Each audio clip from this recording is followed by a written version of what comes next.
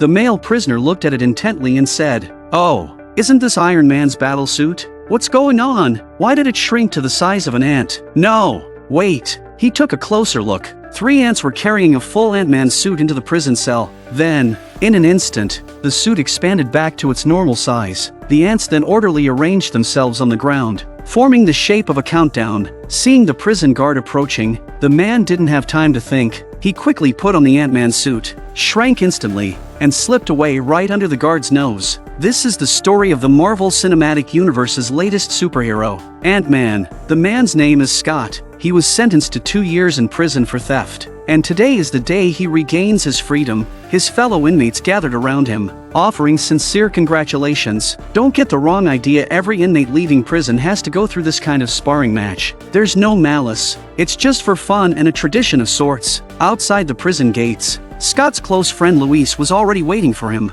Luis wants Scott to do one more big job with him, but Scott is planning to start a new life. He doesn't want to do the kind of thieving he used to do, so he refused Luis's request. Besides, Luis had something much more important to attend to: his precious daughter Cassie's birthday party. But reality is often bitter, because Scott hadn't paid child support while he was in prison. His ex-wife Maggie's coldness and rejection pushed him out of the house as mercilessly as a winter chill. Faced with this scene, Scott felt a mix of emotions but could only silently endure it. Life goes on, and Scott decided to start fresh. He went to a local ice cream parlor to apply for a job, hoping it would be the beginning of his new life. However, reality was far crueler than he imagined. His criminal record, like a heavy shackle, made it difficult for society to accept him. In the end, the store owner heartlessly fired him. But in order to see his daughter again, Scott decided to return to his old ways. After getting in touch with Luis, Scott learned about a mysterious safe hidden in a mansion 5 kilometers away. The owner would be attending a charity gala the next evening, providing them with the perfect opportunity. With the plan in place, the team quickly sprang into action. They carefully modified a special vehicle and installed an advanced jamming device to block wireless signals within 100 kilometers. Once everything was ready, Scott donned a black suit and, like a ghost, slipped into the mansion. He climbed onto the 2nd floor windowsill, gently cut through the screen with a knife, and silently entered the house. However, when Scott pushed open what seemed like an ordinary wooden door, he unexpectedly discovered a high-tech fingerprint lock installed on it. This sudden twist left his team at a loss, and they all suggested Scott retreat. But Scott remained calm. He quietly slipped into the kitchen and started rummaging through the cabinets, searching for a way to crack the lock. After some searching, he finally found a bottle of glue. Scott carefully pressed tape onto the door handle to lift the fingerprint, then dripped glue onto the tape and gently heated it with a flame. Before long, a clear fingerprint appeared. Scott quickly lined up the fingerprint with the lock for verification. The door clicked open, but what awaited him wasn't the treasure he imagined. It was a safe made of the same alloy as the Titanic. This type of safe was renowned for being indestructible, but Scott knew its one weakness. He swiftly pulled out an electric drill from his pocket and drilled a small hole next to the door of the safe. Then, using a funnel, he poured just enough mineral water into the hole, followed by liquid nitrogen. As the gears inside the safe began to freeze and expand, Scott had already laid out an air cushion outside the door, just in case. Sure enough, under the enormous pressure, the safe door collapsed with a thunderous crash onto the air cushion. With eager anticipation, Scott opened the safe, only to find a key, a blueprint, and a torn-up motorcycle suit. The disappointment in his heart was indescribable, but out of curiosity, Scott took the motorcycle suit home with him. However, he had no idea that all of this was being secretly recorded by a tiny ant carrying a camera. Back home, Scott couldn't stop thinking about the origins of the suit. The more he thought about it, the stranger it seemed. Why would such a valuable safe contain what appeared to be a worthless item? Could there be a hidden secret? With these questions in mind, Scott curiously put on the motorcycle suit. As soon as he touched the 2 red buttons on the sleeve, a strange power began to surge through his body. First, he cautiously pressed the button on his left hand, but nothing happened. But when he pressed the button on his right hand, his body began to shrink infinitely until he was the size of an ant and fell straight into the bathtub. Caught off guard by this unexpected turn of events, Scott was momentarily at a loss. Just then, Luis accidentally turned on the faucet, and a torrent of water came rushing down like a flood. Scott ran with all his might but was still swept up by the wave and slammed onto the floor. The metal buckle on the belt now felt like a mountain, almost crushing Scott into a pancake. Luckily, Scott's slim frame allowed him to fall through a crack in the floor, and he crashed through to the room below, landing on a turntable. It turned out the room below was a dance club. Scott saw countless pairs of legs dancing around, each one large enough to crush him. He frantically dodged and weaved through the crowd, eventually escaping into the sewer. But his relief didn't last long, as an old lady accidentally sucked him into her vacuum cleaner. Propelled by the turbo power, Scott burst through the bag and escaped once again. Just when Scott thought he had finally found a safe spot, a huge black rat appeared behind him. Faced with this sudden threat, he had no choice but to flee again. Using a mousetrap as a springboard, he leaped onto a passing taxi. At that moment, the motorcycle suit, reacting to the rain, returned to its normal size. Scott let out a sigh of relief, but his heart was still filled with confusion and unease. When he returned home,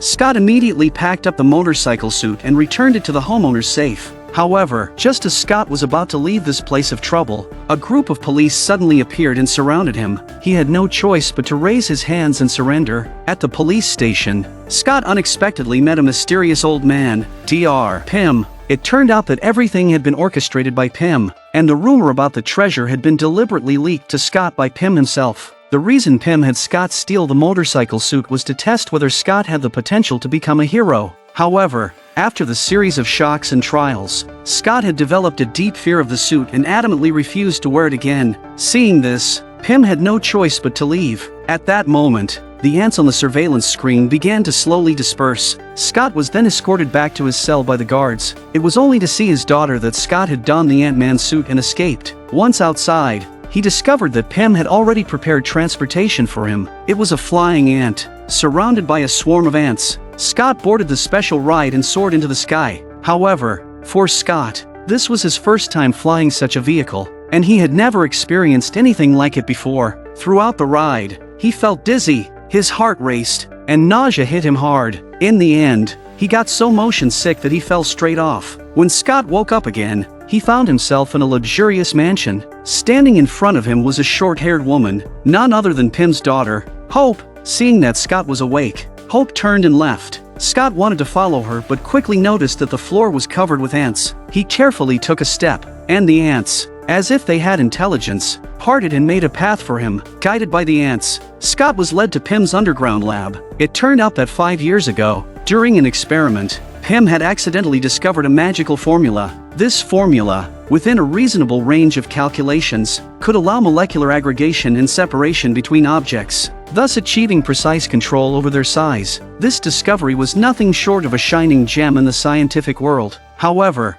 things are unpredictable. Pym's prized protege, Darren, had ousted him from the company, stolen his research, and taken the formula. Darren then created a suit similar to Pym's Ant-Man suit, the Yellow Jacket, and he planned to sell it to the notorious Hydra organization. Once that deal went through, Hydra would have access to a high-tech army that would be an unstoppable force, posing a dire threat to global security. Pym was deeply concerned, which is why, despite his old age and declining health, he needed to find a suitable successor. He wanted this successor to infiltrate the enemy camp and destroy the Yellow Jacket, and Pym had chosen Scott. Scott raised a question: why not leave this to the Avengers? Pym replied that the Avengers were probably busy figuring out how to bring a city back down from the sky, and besides, he didn't want to hand over his research to Stark Industries for free. This is not some cute technology like the Iron Man suit. This could change the texture of reality. In the end, in exchange, Pym promised to help Scott legally obtain visitation rights to his daughter afterwards. Without hesitation, Scott accepted this challenging task. However, becoming a qualified Ant-Man was no easy feat. It required iron willpower and the ability to control his size freely in rapidly changing situations. To test Scott, Pym led him to a narrow hallway and set up the first challenge. Scott had to pass through the keyhole of a door at high speed. Despite his best efforts, Scott repeatedly crashed into the door, each impact accompanied by a loud thud. Seeing this, Pym decided to take another approach. He had hoped to train Scott in combat endurance. Scott thought he could handle it with ease, but he was immediately knocked to the ground by one of Hope's heavy punches. This gave him a deep appreciation for how difficult it was to become Ant-Man. Next, Pym led Scott to the ant chamber in the backyard. With a flash of light, Scott instantly shrank and stepped into the mysterious world of ants. The first thing he saw was a group of speed ants, known as crazy ants. They were fast and could surround their prey in an instant.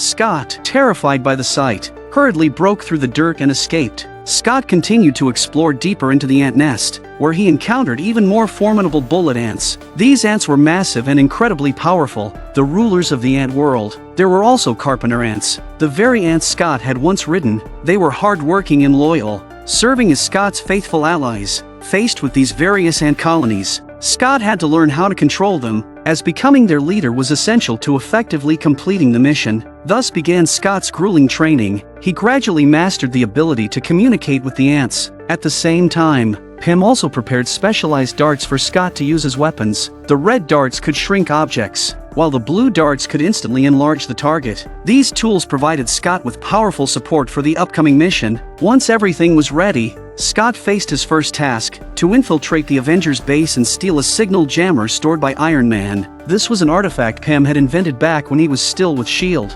Scott thought that with his tiny size, he could easily sneak in, but as he reached the target, he was spotted by Falcon, who was patrolling the area. Faced with this unexpected turn of events, Scott didn't back down but bravely charged forward. Although Falcon was an experienced fighter, Scott took advantage of his small size to slip into Falcon's wings and disrupt the electronics, ultimately defeating Falcon.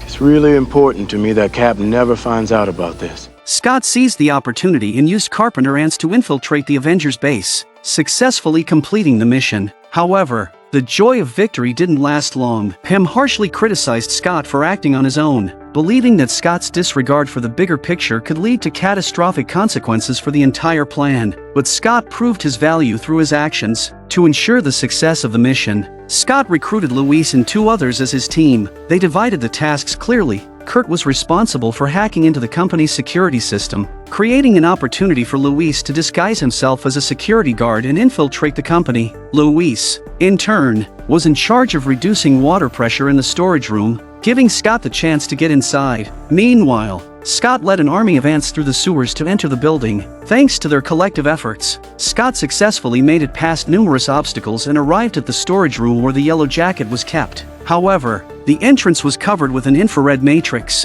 making it impossible for him to move. In a moment of inspiration, Scott kicked down a screw the same size as himself to serve as bait. As the screw passed through the laser grid, it triggered an explosion, disintegrating into a cloud of dust. Thankfully, his teammate hacked the security system in time and disabled the laser grid, allowing Scott to leap into the storage room. However, just as Scott was about to succeed, his partner outside pressed a button to cut the safety rope. It turned out that this was all Darren's trap. He had anticipated Pym's move and had prepared in advance. Not only did he successfully capture Pym and Hope, but he also imprisoned Scott. However, just when Darren thought he had everything under control, Scott pulled out an enlarging dart from his pocket. Ant-Man, back to his normal size, instantly began fighting with the people around him. Although the security guards were no match for Scott, Pym was hit by a bullet from Darren. However, just as Darren was about to shoot Scott, the gun's safety was clogged by hundreds of ants, forcing Darren to toss the gun aside and flee in frustration. Seeing this, Scott immediately chased after him.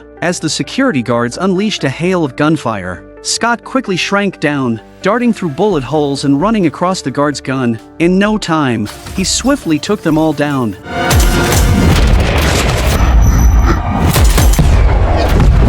But with more security personnel arriving, Scott had no choice but to shrink again and escape into a model. Bullets rained down on him like a violent storm. Luckily, Luis arrived just in time and took out the rest of the guards. Meanwhile, Pym wasn't dead. The bullet had hit him in the shoulder. Just when Hope thought they were doomed, Pym calmly pulled a keychain from his pocket. Then, in the next moment,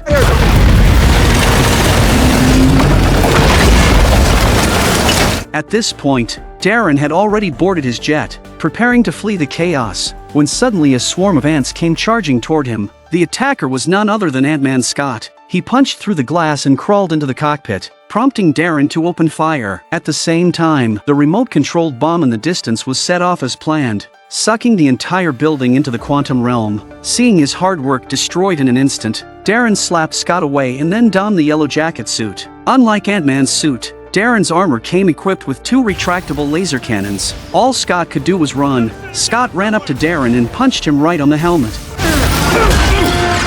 Darren also immediately shrunk in size when he saw this, and then they wrestled with each other again. They tumbled into a suitcase, falling straight from the sky while still battling, eventually crashing into a pond below along with the suitcase. As a nearby woman stood in shock, Darren suddenly grew back to full size and leapt out of the water. They tried to call the police, but Darren interrupted them with a blast from his laser cannon. Thankfully, Scott shot out of the water just in time, but he was quickly overpowered by Darren and thrown aside. Just as Darren was about to finish the fight, Scott saw his chance and, with a quick backhand strike, knocked Darren into a nearby lampshade. At that moment, the police suddenly arrived and, without understanding what was happening, fired a stun gun at Scott. And just like that, Scott was taken away in a police car. Meanwhile, Darren, far from dead, went to Scott's house and took Scott's daughter Cassie hostage. Fortunately, Scott shrank in size, escaped from the police car, and arrived at his daughter's house just in time, ready for the final battle with Darren. Daddy, is that you? Hi, Peanut. Shrunken down, Scott and Darren fell onto a toy platform. Darren climbed onto a toy train and started shooting wildly at Scott, who was darting through a blanket. When Scott emerged, he had already summoned an army of ants.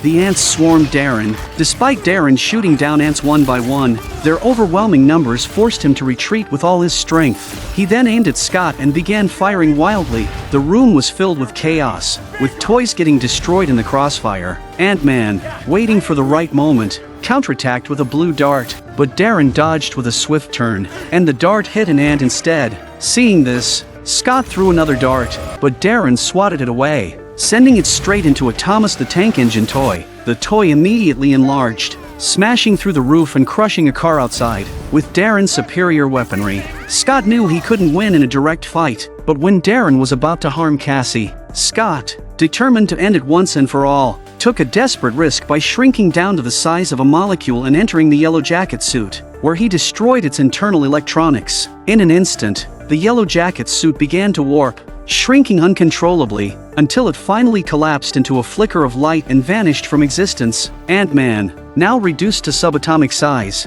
found himself in the quantum realm. The strange, surreal sights left him disoriented, but just as he was about to give up, he heard his daughter's voice calling out to him.